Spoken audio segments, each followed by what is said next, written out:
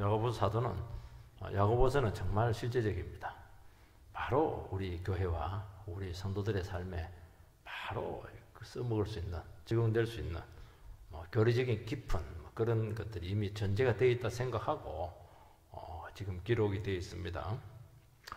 교회가 이제 개척을 하고 또 부흥을 이렇게 막 하는데 계속 부흥돼가지고 탁 올라가면 좋은데 대부분 그게 안 됩니다.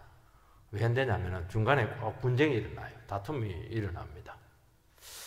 그래서 일순간에 딱 부흥이 꺼지게 되고 거기서 그냥 어려움을 많이 겪는 것을 알 수가 있습니다. 왜 그럴까? 건강한 아이들은 좀 병치레 하더라 쭉 크는데 다 끊긴단 말이죠. 그거는 이제 약하다 보니까 어떻게 하든지 사람 모으고 부흥만 생각을 했지 진정한 개혁에 대해서 멀리 내다보지 못했기 때문에 소홀히 했기 때문입니다. 그러니까 어떻게 하든지 사람들을 이렇게 해서 또 교회가 확장이 되고 세워지고 또 영적인 능력도 나타나고 이런 것도 참 중요하겠지만은 이 기초가 되는 게 있어요. 과연 용서받았냐, 재용서받았냐 이런 것들이 참 중요한 겁니다. 그리고 성도님들이 십자가 사랑을 알고 있는가? 십자가 사랑을 안다는 것은 늘 눈에서 회개의 눈물이 끊이지 않는 것입니다. 그리고 하나님 백성과 하나님 나라가 얼마나 가치가 있고 귀한 것이냐. 이제 이걸 모르면은 결국에는 세속의 영달을 추구할 수밖에 없습니다. 되게 여기서 많이 무너져요. 하나님의 말씀이 얼마나 가치가 있는가 이런 부분에 대해서 이게 확신이 안 돼버리면 이게 대해서 부실해버리면 부실공사가 되는 것입니다. 쉽게 말해서 초창기 때 기초를 먼저 쌓는 걸 해야 되는데 건물 먼저 지으려고 하다 보니까 어느 순간 되면 기초가 부실해가지고 되게 교회가 어려움을 겪는 것을 알 수가 있습니다. 그래서 교회가 무작정 커지는 것과 세력이 커지는 것이 중요한 것이냐? 아니라는 거예요. 진정으로 영적인 성장이 이루어지고 있는 것인가? 특히 교회와 성도님들의 삶 속에서 죄들이 계속 드러나고 있고 이 죄들이 계속 해결되고 있는가? 이런 것들이 굉장히 중요한데 이 부분은 눈에 보이지 않습니다. 이거 한다고 해서 사람들이 막 몰려오는 것도 아니고 예산이 확 높아지는 것도 아니거든요. 그래서 이 부분에 대해서 굉장히 관가를 하게 되는데 여기서 이제 부실공사가 나타나게 되는 것입니다. 그래서 도리 초창기 때는 훨씬 이 기초공사에 아무것도 안 나타나도 이 기초공사에 많은 것 투자를 해야 되는 것입니다. 특히 이제 4장 야고보서에서는 이 세속 사상, 세속화의 문제입니다. 세상 사상과 이 세상 방식이 교회의 영적 건강을 굉장히 악화시켰다 하는 것을 지금 야고보 사도는 지금 간파를 지금 하고 있는 것입니다. 너희들 왜 분쟁하냐? 우리 지난주에 살펴봤잖아요. 왜 그렇게 다투냐? 이것은 미숙해서 그런 게 아니라는 거예요. 세속한 문제라는 거예요. 하나님 믿는다고 하지만 네 속에 들어있는 게 뭐냐? 결국 세상 아니냐는 거예요. 여기서 모든 게 다 나왔다. 세상 욕망이다. 욕심이다. 이 문제가 해결이 안 되면은 완전한 부실공사다. 그거 해봐야 안 된다는 거예요. 그래서 세속화의 뿌리가 되는 그 욕망이 어떻게 다스려져야 되는가 하는 것을 이야기하고 있는 것입니다. 이게 이제 안에서 이게 계속 뿌리가 깊다 보니까 이게 마치 암뿌리처럼 이게 없어지지가 않아요. 그래서 주님과 살아있는 인격적인 교제가 계속 나타나야 된다는 것이죠. 그래서 사도는 우리의 참된 경건을 갉아먹고 있는 그 세속성의 치명적인 그런 속성이라고 할까요? 세속성이 이게 얼마나 깊이가 있고 얼마나 뿌리가 깊고 이거 얼마나 다루기 힘든가? 우리는 적당하게 세상 취하면서 살아가면 되죠. 다 그렇게 살아가니까 다른 게 다 그렇게 하니까 다른 성도들도 그렇게 다 살고 있으니까 적당하게 하면 되는 것이지 뭐 그렇게 자꾸 그냥 뭐 세상 욕망 그렇게 하냐고 그렇게 하는데요. 그게 아니고 굉장히 치명적이라는 겁니다. 이것은 얼마나 치명적이냐? 하나님이 얼마나 정오하는 줄 아냐? 하나님은 그런 영혼을 원수로 여긴다. 하나님 원수로 여긴다는 거예요. 하나님은 내 편이 아니고 원수로 여긴다는 겁니다. 그래서 굉장히 심각하다 하는 것을 지금 설명을 해주고 있는 것입니다. 모든 분쟁과 다툼의 원인은 어디서 오느냐? 욕망에서 온다는 거예요, 이게. 믿음이 적은 것도 아니에요, 이게. 아무 상관이 없다는 거예요. 우리가 간단히 봐야 됩니다. 첫 번째는 이 간음하는 여인 이렇게 이야기합니다. 4절 말씀을 읽어보면 간음하는 여인들아 세상과 벗된 것이 하나님과 원수됨을 알지 못하느냐. 그런즉 누구든지 세상과 벗이 되고자 하는 자는 스스로 하나님과 원수가 되는 것이니라. 벌써 뭐 말이 굉장히 자극적이에요. 간음하는 여인들아. 성경에 어떻게 성도들을 두고 교회를 두고 간음자들아 이렇게 선포를 합니까? 원수다. 그냥 하나님과 원수 하려면 그래 해라는 거예요. 그 얘기하는 겁니다. 간음하는 여인들아 이렇게 할 때 이거 세상에 있는 창녀들 이야기하는 게 아닙니다. 교회를 두고 성도들을 두고 하는 말이에요. 덮어줘야지. 치부를 좀 덮어주고 이렇게 했는데 안 덮어주고요. 그 추악하고 더러운 죄를 공개적으로 그냥 선포를 합니다. 우리 집은 막 다 그냥 들춰내는 것이죠. 우리 예배 드리고 있는데 간음하는 것들아 이러면 여러분들 얼마나 불쾌하겠습니까?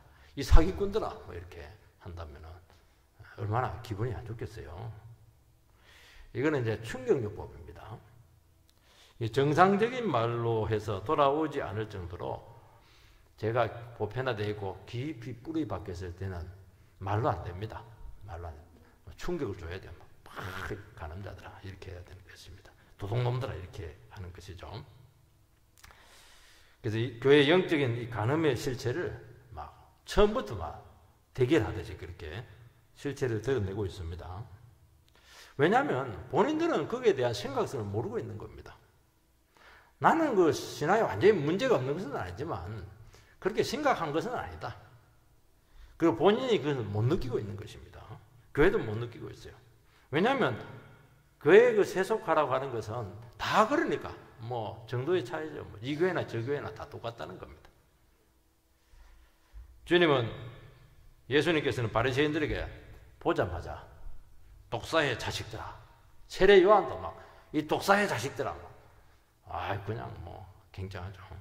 너희들 회개 안 하면 막 도끼로 막 뿌리를 찍어버리겠다 막 그렇게 하고 말이죠. 너희들 회칠한 무덤이다 그렇게 하고 너희 조상은 마귀다. 그러니까 쉽게 말해서 너희들은 마귀 새끼다는 거예요. 욕이잖아요. 바로 저격을 합니다. 저격을 해요. 아니 무슨 예수님이 전생에 바리새인들하고 원수가 졌습니까? 근데 바리새인들은 자기를 어떻게 생각하냐니까 우리는 정말 정통 아브라함의 자손이다. 그리고 예수님께서 와가지고 거룩한 아브라함의 자손이다 이러면 박수 받았겠죠. 근데 막 독사의 자식들아 이래버리니까 너무 싫어한 겁니다. 왜냐하면 실제로 그들은 자타가 신앙적인 모델이었어요. 얼마나 존경을 받았는지 모릅니다. 신앙은 저래야 된다는 거예요. 예수님께서는 아니다는 겁니다. 그들의 실체를 완전히 드러냈어요. 독사라는 거야. 독사의 자식입니다. 독사의 자식은 아무리 그게 뭐 화장하고 이렇게 독사죠. 독이 딱 들어있어. 사람을 영혼을 죽인다는 거 아니겠습니까? 독사의 자식이니까. 영적인 피해가 너무 큰 겁니다. 자기만 지옥 가면 되지. 다른 사람도 물어가지고 마비시켜서 지옥 가게 하면 어떻게 하냐는 겁니다. 그래서 아예 공개적으로 대결해서 드러냈다는 것을 알 수가 있습니다. 여기서 말하는 간음하는 여인들아 하는 것은 어떤 성적인 부도덕이라고 하는 거 이런 의미도 있겠지만 그것보다는 훨씬 비유적인 의미고 방탕, 음란 뭐 이런 실제 구체적인 어떤 성적인 범죄보다는 영적인 간음을 이야기하는 것입니다. 하나님 사랑하는 것으로 만족하지 못하고 하나님 외에 어떤 다른 사랑을 얻기 위해서 기웃거리는 거 이게 이제 가늠하는 것이죠. 왜 이런 게 설정이 되냐면은 신앙이라고 하는 것은 우리의 그 종교적인 감정을 만족시키는 것이 아니고 하나님하고 언약 관계에 들어가는 것입니다. 마치 결혼 언약과 똑같아요. 많은 사람이 있지만은 결혼 언약을 딱 하는 순간 1대1이 돼버립니다. 다른 사람들은 다 버려야 돼요. 그 사람하고만 배타적인 관계가 설정이 되는 것입니다. 끼어들면 안 돼요. 신약에서는 교회를 뭐라고 하냐? 그리스도의 신부다. 이제 그런 표현을 쓰고 있는 것은 같은 맥락인 것이죠. 그래서 결혼하고 신부의 제일 조건은 깨끗해야 돼요. 거룩해야 돼요. 그리고 관계에 배타성이 있어야 되는 겁니다. 이 사람 저 사람 그렇게 만나고 그렇게 하면 안 되는 것이죠. 그래서 지금 야고보서를 받아보고 있는 그 교회들은 계속 분쟁이 일어나는 거예요. 계속 시끄럽습니다. 다툼이 일어나고 있다는 거예요. 왜 그렇습니까? 기질이 강한 사람이 있어가지고 막 소리쳐서 그렇게 하는 겁니까? 기질 강한 사람도요, 말씀으로 탁 하면 다 끊게 돼 있어요. 왜 그러냐? 하나님과의 결혼 언약 관계에 지금 문제가 생겼다는 것입니다. 이게 문제라는 거예요. 쉽게 말해서 결혼 언약 관계가 뭡니까? 언약이 뭐죠? 내가 하나님만 섬기고 하나님 말씀만 순종하면 하나님께 나의 모든 걸 책임진다는 것이 그게 결혼이잖아요. 결혼하면 어떻게 합니까? 신부는 신랑한테 내 다 줄 테니까 내 모든 걸 책임지라. 그게 결혼이죠. 근데 남자 가만히 보니까 뭐 책임 못 질 것 같아요. 옆집 남자한테 자꾸 만나고 이게 이제 뭐냐, 이거는 심각한 문제죠. 내 남편이 안 해주면 굶어 죽으면 낫죠. 그게 이제 언약 관계라는 거예요. 신앙생활을 해요. 결혼생활을 합니다. 밥도 해줘요. 주일 성수해요. 헌금도 해요. 봉사해요. 그런데 하나님만 사랑하지 않습니다. 예배는 형식적입니다. 그리고 제자로서 헌신을 해야 되는데 전혀 뭐 대가 지불하지 않고 그냥 종교 행위를 하는 것입니다. 이것은 뭐냐? 영적인 간음이다. 오늘 표현으로 말하면은 이건 하나님에 대해서 배반하는 것이고 결혼 관계를 지금 깨뜨렸다는 것을 이야기하는 것입니다. 그 문제는 뭐냐니까 스스로는 신앙생활을 잘한다고 생각하고 있다는 겁니다. 우리 영적 전설에 이상이 없습니다. 그렇게 생각을 하는 것이죠. 교회도 마찬가지예요. 교회도 뭐 성도가 늘기도 하고 예산도 넘치기도 하고 활기도 있기도 해요. 근데 진짜 마음에서 말씀이 떠나고 있는 것이죠. 그리고 간절하지가 않아요. 하나님 말씀만 그렇게 하지 않습니다. 다른 것도 막 필요해요. 그러면서 하나님에 대한 관심과 사랑과 헌신이 점점 약해지고 있고 그러다가 나중에 사라지게 되고 그러면서 없어지는 것입니다. 그 결과가 뭐냐? 하나님 없이도 얼마든지 살아갈 수 있다는 거예요. 뭐 세상에도 좋은 것들 많은데 세상에서 필요를 얼마든지 공급받을 수가 있다. 물론 공급받죠. 우리는 어떻게 하면 하나님만 공급해 준다는 겁니다. 그게 출애굽 신앙이잖아요. 광야에서. 이스라엘 사람들이 가나안 들어가지고 그게 헷갈려 버렸어요. 하나님만 공급을 해주는데 아니에요. 가나안 사람들이 필요하다는 거예요. 그러면서 이제 우상을 섬기게 되었던 것이거든요. 하나님 그게 아니에요. 하나님 거기서도 똑같다는 거예요. 광야나 가나안 땅에서 똑같다는 거예요. 환경이 달라져서 뿐이지 원리는 똑같다는 거예요. 가난할 때는 하나님을 간절하게 사모하지만은 잘 살게 되었을 때 원리는 똑같다는 거예요. 그 어디서 온 겁니까 그게? 내 죄지에서 온 것입니까? 세상에서 그냥 온 겁니까? 아니라는 것이죠. 하나님께서 주었다는 겁니다. 원리는 똑같아요. 근데 그게 안 된 거예요. 그게. 그래서 세상에서 자꾸 뭐가 있는가 싶어서 기웃거리고 세상의 사상을 자꾸 가까이 하고 그렇게 해서 마음껏 세상적인 정욕을 채우는데 그러면 이제 우리에게 말합니다. 이 가늠하는 인간들아 이렇게 할 수가 있다는 것입니다. 두 번째는 이 세상 간음이라고 하는 것은, 영적인 간음은 세상과 벗되는 것입니다. 세상과 자꾸 가까이 친구를 삼는 것입니다. 세상이라고 하는 것은 하나님과 하나님의 뜻에 저항하는 그 어떤 영적인 세계를 이야기하는 것입니다. 세속화 이렇게 하는 것은 하나님께서 반항하는 삶의 자세, 이걸 이제 세속화라고 이야기하는 것입니다. 뭐 담배를 피우거나 술 먹거나 음담을 하거나 건전한 오락장에 간다든지 또 유행에 따라서 막 치장을 한다든지 이런 눈에 보이는 겉으로 드러난 것에 제한을 하지 않아야 됩니다. 훨씬 영적인 거예요. 눈에 안 보이는 것입니다. 영적인 측면이 훨씬 더 강하다는 것입니다. 이거는 삶의 가치관이고 삶의 스타일이라는 것을 말씀하고 있습니다. 그런데 그 모든 세속화의 중심에 뭐가 있느냐는 거예요. 그것은 세상적인 욕망에 기반을 하고 있다는 것입니다. 여러분 참 신기해요. 우리 속에 욕망이 딱 올라가면은 하나님이 갑자기 몰라져요. 그리고 알고 싶지가 않아요. 아는 것이 부담돼요. 그래서 교회에서 막 죄를 이야기하면 막 그냥 막 힘들어집니다. 힘 빠진다고 그래요. 알고 싶지가 않아요. 왜냐하면 하나님은 항상 우상을 건드리는 우상이 욕심, 욕망이잖아요. 기독교는 뭐냐 한마디로 이야기하면 우리 속 안에 있는 뭐 여러 가지 말이 있는데요. 저는 한마디로 표현하면 우리 안에 있는 그 욕망을 어떻게 이것을 다스릴 것이냐, 이게 기독교입니다. 뭐 제재 이야기하는데 뭐 제재 이렇게 하니까 복잡한데요. 제가 뭐냐니까 욕망이에요. 쉽게 말해서 세상 욕망입니다. 욕망이 딱 올라와 버리면은 그때부터는 이제 영적으로 완전히 어두워집니다. 그러면서 좋은 게 좋다고 욕망에 따라서 세상을 따라가는 것이죠. 세상을 추구하고 세상 것을 원하고 인간을 찬양하고 하나님의 정의보다는 옛 육신의 정욕과 쾌락을 따라가게 된다는 것입니다. 그래서 이것은 한두 개 뭐 하고 그런 것이 아니고요. 삶의 패턴이에요.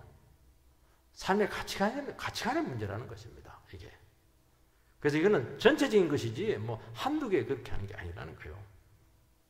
그러면 이제 하나님이 이제 부담스럽고 간섭받기 싫고 내 육신대로 내 소원대로 살아가려고 하는 그런 영적인 경향성으로 나타나게 된다는 것입니다. 하나님께서는 우리에 대해서 시기심 가질 필요도 없어요. 질투 가질 필요가 뭐가 있습니까? 뭐 자기 인생 자기 거니까. 뭐 자기 그냥 자기 인생 자기 나름대로 살다가 그냥 그렇게 끝내면 되는 거 아니겠습니까? 뭐가 아쉽다고 하나님께서 그렇게 합니까? 근데 하나님은 그게 안 되는 거예요. 하나님 모든 것 다 제쳐두고 우리를 너무 좋아한 것이 문제입니다. 얼마나 좋아했는지 아들까지 욕망의 제물로 갖다 바쳐버렸습니다. 스스로 낮추어서 우리를 사랑하시고 나는 너희들만 알았다. 그 얘기를 합니다. 그게 참 무슨 말이거든요. 다 하나님 다 아시는데 너희들만 알았다는 거예요. 그거는 인격적으로 너희들 알았다는 거예요. 난 너희들만 제 안에서 사랑하겠다는 것을 이야기하는 것입니다. 왜? 예수의 빚값으로 샀기 때문에. 우리는 너무 귀하기 때문에. 우리는 값이 너무 높기 때문에 그렇다는 것입니다. 그 말은 뭐냐? 그 언약과 계약 관계는 쌍방간의 관계이기 때문에 거기에 대해서 우리도 반응을 하라는 것입니다. 하나님 모든 걸 다 주었다는 거예요. 그러면 너도 나에게 모든 것을 다 주어라. 그게 뭡니까? 세상 사랑하지 말고 내만 사랑해라. 그 얘기를 하고 있는 것입니다. 그걸 좀 어려운 말로 하나님 말씀에 네 자신을 제한시켜라. 내가 네 안에, 네가 내 안에. 제한적인 관계에 들어가는 것이죠. 마음대로 하는 게 결코 이게 사랑하는 게 아닙니다. 그러면 너를 지켜주고 끝까지 책임져 주겠다 하는 것이 이 말씀 속에 있는 것입니다. 우리는 어떤 생각을 하냐니까 우리가 사랑해주고 내가 막 열심히 신앙생활 해주고 내가 많이 기도해주고 다 필요하겠지만은 또 뭐 내가 막 많은 것을 일해주고 막 그렇게 하면 하나님 도움 안 되겠나? 하나님 하나도 도움 안 돼요. 하나님 아무 필요가 없어요. 그것도 사실 하나님 거지만은 아무 그럴 이유가 없어요. 하나님 우리가 죄짓는다고 해서 뭐 하나님 그릇성이 손상이 됩니까? 죄짓은 말도 네 죄짓으니까 네 죄짓고 그냥 가면 되는 거예요. 책임지면 되는 거예요. 아무 상관이 없어요. 근데 하나님은 그게 안 되는 거예요. 너만 알았기 때문에 안 된다는 거예요. 예수의 피로 값주고 샀기 때문에 포기를 못 한다는 거예요. 그래서 어떻게 합니까? 우리를 축복하기 위해서 우리 관계를 해주신다는 거예요. 하나님께 주려고 하기 위해서 보니까 이 상태로는 안 되거든요. 하나님 성품을 입혀주고 싶은 거예요, 지금. 이렇게 저질스럽게 살지 말라는 겁니다. 거룩한 백성 되게 하려고 하기 때문에 문제가 생기는 것입니다. 어떤 사람들은 그래요. 하나님 나를 놔두세요. 내가 뭐 이렇게 살든 저렇게 살든 하나님 무슨 상관이 있습니까? 하나님 놔두세요. 안 놔둡니다. 어떻게 하든 말씀의 가치를 알도록 하기 위해서 하는 것이죠. 이런 귀한 것들이 너무 있기 때문에 우리는 그 가치도 모르는데요. 있기 때문에 이것은 하나님만 오직 의지할 때 언약 관계에 있을 때만 주어지기 때문에 하나님께서 상대를 하신다는 것입니다. 그분만 의지할 때 깨끗해지고 그러면 다 버리고 그분만 믿고 의지해라. 이것이 주님의 요구사항이라는 것입니다. 여러분 영적 간음이라고 하는 것은 뭐냐? 이런 하나님만으로는 부족하다는 겁니다. 만족이 안 되는 겁니다. 하나님이 주시는 것으로는 미안하시지만 하나님 그래도 좋긴 하지만 그하고 성이 안 차는 겁니다. 부족해요. 그래서 하나님은 처음부터 막 많이 채워줘가지고 막 우리 불만 없이 하면 될 텐데 그렇게 풍족하게 채워줄 수가 없어요. 그러면 우리 안에는 욕망이 막 폭발하기 때문에 누구나 다 믿죠. 그렇게 아니에요. 절대로 타락할 정도로 신앙을 버릴 정도로 절대로 그렇게 축복 안 합니다. 처음에. 왜냐하면 영혼을 잃어버리면 안 되는데 영혼을 구원해야죠. 도리어요 훈련시키고요 연단 받게 하고요. 그렇게 해서 막 거의 뭐 훈련할 때 그냥 기본적인 생활만 형이 하도록 하잖아요. 어떤 경우에는 너무 심할 때는 기본적인 생활도 안 되게 해요. 그렇게 해서 막 영적으로 이렇게 연단받아서 자라도록 하나님 알도록 그렇게 하기 위해서 그렇게 한다는 것입니다. 그래서 우리는 어떻게 해야 되느냐? 하나님께서 나를 이렇게 사랑하신다는 것을 알고 딱 결단을 내려야 된다는 것입니다. 어떻게 해요? 세상하고 관계를 끊겠다는 것이 아니고 관계를 끊는다는 것은 뭐냐? 그게 가치를 안 둔다는 거예요. 세상은 우리에게 귀한 걸 줄 수 없다는 것을 아는 것입니다. 그러면 이제 답이 나오는 겁니다. 하나님이 안 주시면 안 가집니다. 이 고백이 나와야 되는 것이죠. 하나님이 나를 유명하게 해주지 않으면 유명하지 않으면 되는 거예요. 하나님 나를 안 세워주면 그 자리에 있으면 돼요. 내 어려운 문제들이 있는데 하나님께서 해결해 주지 않으면 해결 안 받으면 돼요. 인간적인 방법을 쓰니까 문제가 되는 것이죠. 그럼 기도하는 거예요. 해줄 때까지. 그게 이제 하나님과 친교하는 것입니다. 친교하는 게 그냥 다마치게 하는 게 아니에요. 하나님께서 축복하지 않으면 축복하지 않는 그 현재 처지에서 거기서 또 감사하고 기쁨으로 살아가는 겁니다. 구원받은 것만 해도 감사잖아요.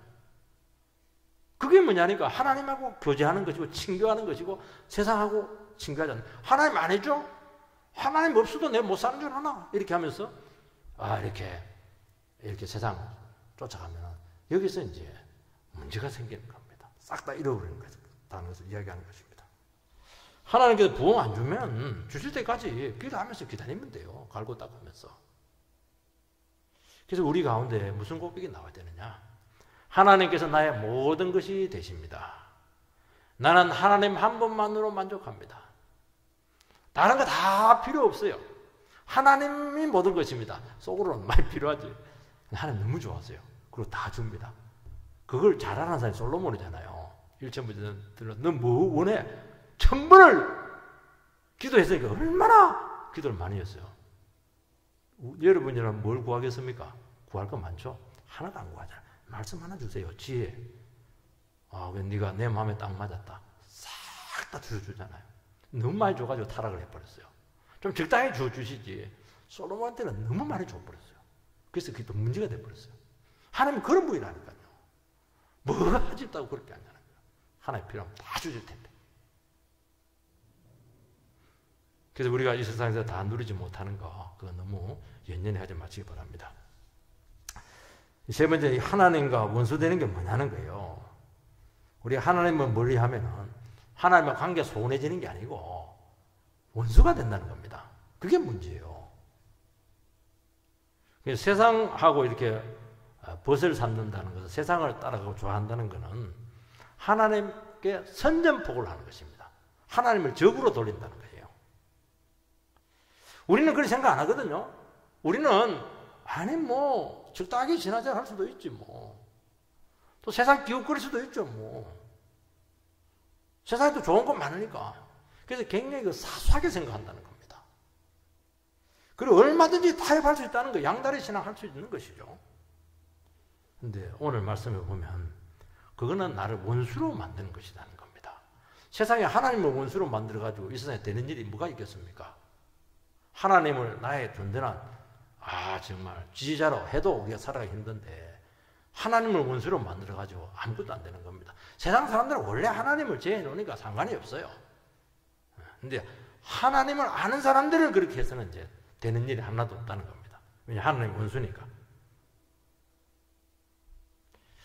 처음에 이 죄 짓는 거, 우상 숭배하는 거 조금 이렇게 어렵죠. 근데 이거 몇 번 해보면 쉬워요. 이게 반복하면 양심이 묻어집니다. 나중에는 이제 죄를 범해도 크게 문제가 되지도 않고 다른 사람들 다 하니까 상대화시키죠. 그리고 그럴 수밖에 없는 이유를 자꾸 두둔을 합니다. 자기를 막 변호를 해요. 그게 세속화의 문제입니다. 그래서 야고보 사도는 너희들의 무딘 양심과 내 영성을 바로 찔러버립니다. 너희들이 그렇게 하는 것은 하나님과 원수가 되는 것이라고 말씀하고 있습니다. 로마서 8장 7절 한번 띄워주시기 바랍니다. 로마서 8장 7절 같이 읽겠습니다. 시작. 육신의 생각은 하나님과 원수가 되나니 이는 하나님의 법에 굴복치 아니할 뿐만 아니라 할 수도 없습니다. 육신의 생각, 이게 세상과 벗대는 겁니다. 생각이 영적인 생각을 해야 되는데 전부 다 세상적인 생각이에요. 전부 다 자기 욕망밖에 생각하지 않는 것입니다. 원수가 된다고 말씀하고 있어요. 원수가 되면 안 된다는 거예요. 이게 안 된다는 거예요. 굴복하고 싶어도 안 된다는 거예요. 여러분, 세속과 경건 사이에는 대립만 있습니다. 충돌만 있어요. 중간에 타협이 없습니다. 성령을 100% 따르든지 육신을 따르든지 어중간한 거 없어요. 여러분, 하나님을 멀리하고 세상을 따라가면은 하나님이 아주 싫어합니다. 싫어한다는 증거가 뭐냐? 은혜를 딱 닫아버립니다. 자기는 뭐 괜찮아요. 먹을 게 있고 삶하니까 만족하지만 이상하게 영혼이 편하지가 않습니다. 그리고 주님과의 살아있는 교제가 막힙니다. 문제는 하나도 없어요. 자식도 잘 크고 있고 남편 월급 잘 갖다 주고 이렇게 하는데 문제는 없는데 이상하게 답답한 거예요. 이게 내 뜻대로 나름대로 계획 세워서 사는 것 같은데 뭔가 가장 중요한 뭔가가 빠져 있습니다. 이게 채워져야 다 의미가 있는데 이게 안 된다는 것입니다. 그러면서 영감이 사라지고 찬송의 감격과 기도의 능력이 없어지는 것입니다. 육신은 편해요. 영혼은 죽습니다. 죽은 사람이야 뭐 죽은 대로 살아가면 되지만 우리는 영혼이 살아있다는 거에 뭔가를 알기 때문에 못 사는 거예요. 그걸 하나님께서는 끝까지 그렇게 하면은 하나님께서 해줄 수 있는 것이 아무것도 없기 때문에 그때부터는 딱 침묵합니다. 그래서 성경에서는 하나님의 침묵이라고 하는 것은 심판을 향해 형벌이에요. 최고로 큰 형벌입니다. 자녀들에게 최고로 큰 형벌. 때리는 건 괜찮아요. 때리는 건 관심이잖아요. 말을 안 해요. 애들 죽습니다. 그 형벌이에요. 그게. 그러면서 원망과 불평이 많아지게 되고 자꾸 이렇게 진부해지게 되고 생명력이 사라집니다. 말은 막 많이 해요. 말은 요란한데 진실도 없고 무게도 없어요. 여러분, 주님 편에 확실하게 서지 않으면 하나님께서는 가만히 그냥 두십니다. 그래? 하나님하고 세상 왔다 갔다 해요. 갈등도 했다 안 했다 계속 왔다 갔다 합니다. 그래도 깨닫지 못하고 끝까지 세상에 대한 미련을 버리지 않으면 어느 순간 하나님께서 원수로 딱 서 있습니다. 원수로. 하나님께서 원수가 되면 안 됩니다. 세상 없어도 안 됩니다. 아니 다른 사람들은 다 된다면 왜 나는 안 될까요? 내가 하나님 원수로 있어서 그렇다는 거예요. 그리고 하나님께서는 막 주위에 있는 세상 사람들 동원해가지고 막 괴롭히기 시작해요. 갑자기 관계가 좋았는데 원수가 되어서 막 나를 핍박하는 거예요. 그래서 여러분들께서 다른 사람과 갑자기 관계가 악화될 때 원인을 그 사람에게 찾을 것이 아니고 하나님과의 관계를 점검해야 되는 것입니다. 하나님이 나를 좀 싫어하는 거 아닐까 지금? 하나님께서는 자기 백성들을 쳐서라도 깨닫고 돌아오게 하신다는 것입니다. 끝까지 기질과 정욕으로 나가면 육신을 딱 칩니다. 병을 딱 쳐버립니다. 4절 말씀을 다시 한번 읽어보면 가늠하는 여인들아 세상과 벗된 것이 하나님과 원수됨을 알지 못하느냐 그런즉 누구든지 세상과 벗이 되고자 하는 자는 스스로 하나님과 원수가 되는 것이니라. 여기 보면 중요한 단어가요. 스스로 하나님과 원수되는 것이다. 스스로가 굉장히 중요해요. 이 스스로라고 하는 것은 자기가 했다는 거예요. 그러니까 자기가 선택한 것에 대해서 스스로 책임을 지라는 것입니다. 내가 세상을 좋아하고 세상 벗대고 이렇게 하는 것은 자기가 의지적으로 선택을 했다는 것입니다. 그러니까 자기가 책임을 져야 된다는 것이죠. 우리는 다른 사람의 권유에 의해서, 의지에 의해서, 또 환경 때문에, 마귀 때문에, 내 숙명이 그렇기 때문에, 그 예정되어 있기 때문에 그렇게 해서 그런 삶을 살아가는 것이 아니라는 것입니다. 여러분요, 사람은 만만치가 않아요. 영혼이라는 게 그렇게 무섭습니다. 아무리 압력을 받아도요, 정말 내가 원하지 않으면 얼마든지 피할 수가 있습니다. 이게 하나님께서 우리에게 주신 위대한 자유의지입니다. 내가 원한다 이러면 세상 없어도 해요. 내가 싫으면 세상 없어도 안 해요. 그게 인간입니다. 표현을 조금 소극적으로 하고 적극적으로 할 뿐이지 똑같아요. 인간은. 하나님께 대한 우리의 자세는 내가 그렇게 하기로 작정했기 때문에 그렇게 했다는 것입니다. 우리는 생각할 때 왜 하나님 나에게 되는 일이 없냐고, 하나님 왜 내를 자꾸 이렇게 미워하냐고, 왜 나를 찍어서 그냥 괴롭히냐고. 아니라는 거예요. 네가 하나님을 미워했다는 겁니다. 성경적인 답변은. 네가 하나님 멀리했잖아. 그게 이제 성경의 답변이죠. 난 가까이 하고 싶은데. 그래서 여러분 자신을, 현실을 이 시간 되돌아보시기 바랍니다. 내가 지금 하나님의 뜻에 대해서 어떻게 반응하고 있는지, 하나님의 말씀에 대해서 어떻게 지금 순종하고 있는지. 그리고 불순종하고 있다면은, 하나님의 말씀이 나에게 은혜가 되지 않고 반감이 생긴다면은 그 이유가 무엇인가? 그러니까 자기는 안다는 겁니다. 성경에서 다 알고 그렇게 한다. 알고. 그게 문제라는 거예요. 고범죄예요. 뭐가 옳은지 다 알고 있다는 거예요. 그리고 안 하는 거예요. 뭐가 틀리다는 걸 알고 있다는 거예요. 한다는 거예요. 꾸역꾸역. 그래서 어쩔 수 없었다. 그거는 하나님 앞에서는 안 통합니다. 사람 앞에서는 변명을 하세요. 목사님 앞에서도 괜찮아요. 나야 인간이니까 넘어갈 수 있지만 하나님은 그게 안 된다는 거예요.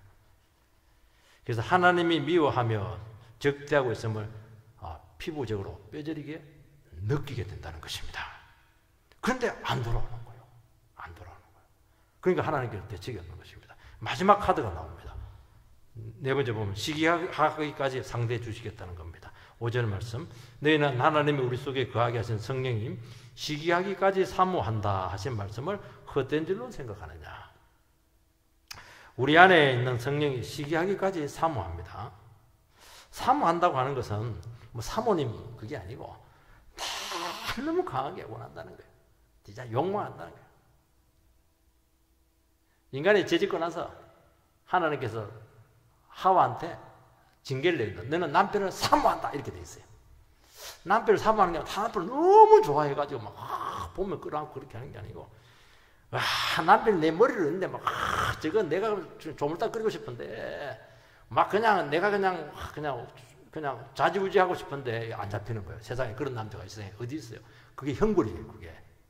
그게 그 여성이 죄짓고 나서 준 형벌이 뭐냐? 저 말 잘 들 것 같은 사람하고 결혼해서 내가 떠들어 주물뜨고 싶은데 군뱅이 같은 그 인간이 더 세네. 이 세상에 잡히고 살 남자가 어디 있어요? 그게 형벌이에요. 형벌. 그게 사모하는 거예요. 평생을 그냥 남편을 그냥 사모하는 겁니다. 그게. 하나님의 성령께서 그렇게 한다는 거예요. 끝까지 바뀔 때까지 내가 너를 그냥 사모하겠다는 겁니다. 서토크 이상이죠. 가장 강한 감정의 표현인데 이것은 이제 다른 신학적인 표현으로는 질투하시는 하나님, 그런 뜻이죠. 하나님은 내 안 사랑하고 다른 사랑하는 걸 눈꽃 절대로 못 봐줘. 그래서 하나님께서 질투하면 되는 것이 없습니다. 여러분, 사랑하는 관계에서는 이 태도의 변화가 금방 느껴집니다. 서로 사랑할 때는요, 말필요 눈빛만 봐도 막 이벌레하고 막 열정이 타오르고 막 희생하려고 그러고 막 상대방을 막 죽으려고 막 어떻게 하면 기쁘게 해줄까? 어떻게 하면 더 다가갈까? 시간 없으면 막 새벽이라도 만들어서 만나주고 이렇게 하는 겁니다. 근데 딱 그 사랑의 대상이 싹 바뀌었고 다른 존재가 생기면 금방 느낌이 와요. 뭐가 달라져 있습니다. 전에는 그러지 않았는데 사랑의 온도가 싹 식어 있습니다. 여러분, 양쪽 다 사랑하면 안 되는가? 이게 이제 우리의 영원한 고민이거든요. 이 여자도 사랑하고 저 여자도 사랑하고 이 남자도 사랑하고 저 남자도 사랑하고 하나님도 사랑하고 우상도 사랑하고 말씀도 사랑하고 세상도 사랑하고 이게 이제 우리의 숙제인데 배타적인 언약 관계이기 때문에 그게 안 됩니다. 배타적인 언약 관계는 이거 올인을 하는 거예요. 올로와 나시 모두가 아니면 아무것도 아니에요. 그게 신앙입니다. 그게 문제예요. 독점 관계죠. 독점 관계. 그래서 사랑한 만큼 분노하고 사랑한 만큼 질투하는 것입니다. 이게 신앙이라는 거예요. 그 두 가지가 안 돼요. 안 돼요. 중간은 없냐? 중간 안 돼요. 안 돼요. 여러분, 하나님을 멀리하고 세상을 사랑하면 그 자꾸 갈등이 생기는 거예요. 왜냐하면 세상 사랑이 기쁨이 되지 못합니다. 그리고 자꾸 고통이 되고 아픔이 돼요. 세상을 사랑하는 만큼 이상하게 아파와요. 그래서 무엇을 하든지 갈등 때문에 아무것도 안 됩니다. 나중에 죽도 밥도 안 돼요. 하나님 믿고 그냥 하나님 주시는 걸 다 살아가는 게 이게 쏙도 편하고 병도 안 걸리고 열매도 엄청나요. 30배, 60배, 100배. 여러분, 육신의 욕망과 성리의 욕망이 싸우잖아요. 그래서 세상에서도 원하는 대로 잘 되지 않습니다. 성령님께서는 우리가 완전히 돌아올 때까지 우리 속에서 싸워 주신다는 것입니다. 그래서 이런 연단을 한번 여러분들 받으셔야 됩니다. 한번 받으면 절대로 인간적인 방법 시도하지 않습니다. 하나님 싫어하면 막 기꺼이 포기합니다. 왜냐하면 그 해봐야 안 되고 생고생 하는 거예요. 생고생 되지도 않고 고생은 고생대로 하니까 그때부터 안 하는 거예요. 그걸 빨리 배우라는 거예요. 여러분, 인간은 재성을 가지고 있습니다. 가만히 있으면 부패해요. 세상으로 떠내려가 있습니다. 우리는 쾌락을 다 좋아해요. 세상 영광을 위해서라면 기꺼이 영혼을 팔 수 있어요. 다투고 분쟁하는 것입니다. 그러나 우리 안에 성령님께서 살아계십니다. 두 영이 있습니다. 싸우고 있습니다. 성령님께서는 우리가 고결한 영혼이 되도록 기꺼이 도우신다는 거죠. 이걸 막만 딱 바꾸면요, 우리가 변할 수 있는 너무너무 좋은 조건이 있는 거예요. 이렇게 강력하게 사모하시는 성령님께서 우리를 그냥 도와주겠다는 거예요. 죄 짓고 싶어? 기도해봐. 죄 안 짓게 해주겠다는 거예요. 이것처럼 위대한 게 어디 있습니까, 여러분들? 요거지? 기도해봐. 내가 이거 우리 해줄게. 야, 자기를 정복한 사람이 세상을 정복한다고요? 세상에 또 그런 얘기를 하는데요. 우리는 정말 위대하게 살 수 있는 너무 좋은 위치에 있다는 것을 이야기하는 것입니다. 여러분, 우리는 영의 문제예요, 지금. 우리는 세상의 영을 따르느냐? 성령을 따르느냐? 이것을 계속 주님께서 우리를 하여금 신앙생활 가운데 계속 그걸 실험하게 만드는 거예요. 우리 속에도 세상의 영이 막 올라와요. 그러면 마음이 막 그렇게 인색할 수가 없어요. 성령님께서는 갑자기 역사를 하면요, 마음이 그렇게 넓어져. 관대해져. 세상의 영은요, 우리가 세상 영광을 위해서요, 환상을 위해서요, 막 세상 것을 축적하고 추구를 합니다. 근데 성령이 그렇게 역사를 딱 하면요, 그게 안 중요해요.